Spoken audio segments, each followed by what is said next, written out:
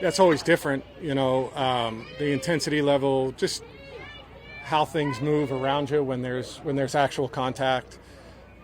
Football starts today, and the work we've done up until this point is really important, but it changes. It changes a little bit when you get in your pads. You got to adjust to that. You got to get used to that, and you got to let things slow down for everybody. Just take a deep breath, relax, and go play. And that's why it's good. It's good we're in them. It's good we're going to get this time on the field to work through it. I thought there was some good today, some sloppy today, but lots to improve on. It's training camp, so we got to grind with it, working on my technique, staying fundamentals, catching the football, and knowing my assignments as well, knowing that's going to build trust with myself, my quarterback, my coaches, and my teammates. So that's the biggest thing going into it, just making sure I'm on everything I need to do to be the best player I can be. Like, I'm a competitor. I'm a guy that wants to, practice, and these are times where you get better, obviously, and it's a new scheme and around new guys and trying to build that chemistry. So it's important that, I'm out there. But like I said, I got to trust the process and trust them and getting stronger each and every day. Hi, I am Joel A. Erickson, Colts insider for the IndyStar. This is Nate Atkins, my other Colts insider. First day of pads out here. It didn't, for Nate's purposes, this helped out. The sun went away, wasn't too hot. I liked it. But for your purposes, Colts were hitting today. Colts were hitting full on. I mean, they didn't go full tackle. You're not trying to blow out any ACLs or anything. But it was a lot more physical today. It was very, very obvious from the get-go that it was going to be a lot tougher sort of practice.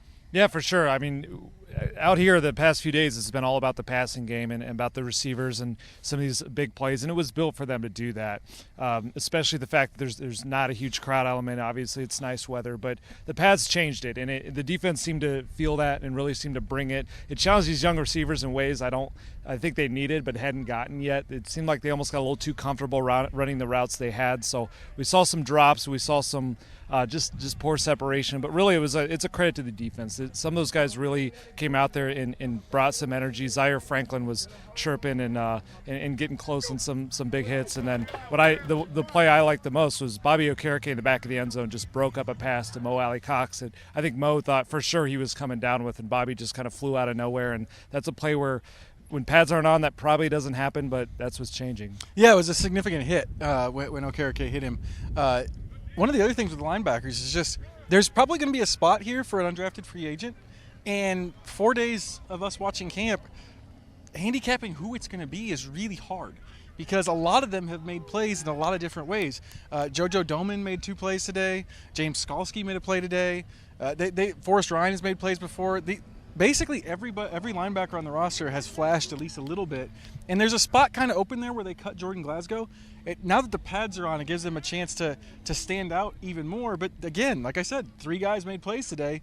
It's a position that's something that maybe it's not going to seem like a big deal on Sundays, but it will in the kicking game. That's where it's going to matter. Is this guy is going to play a lot in the kicking game, and it's one of the few roster spots I think that's open. Yeah, it's one advantage to Shaquille Leonard starting the season on PUP. Obviously, everyone really wants him back, but it gives a little bit more run to other guys, and we are seeing every day a new UDFA guy seems to step up at that spot and make a play. It's just interesting the transition because for years it felt like this was a linebacker friendly defense with Matt Eberflus and everything that they did, but it still feels that way. It's just different.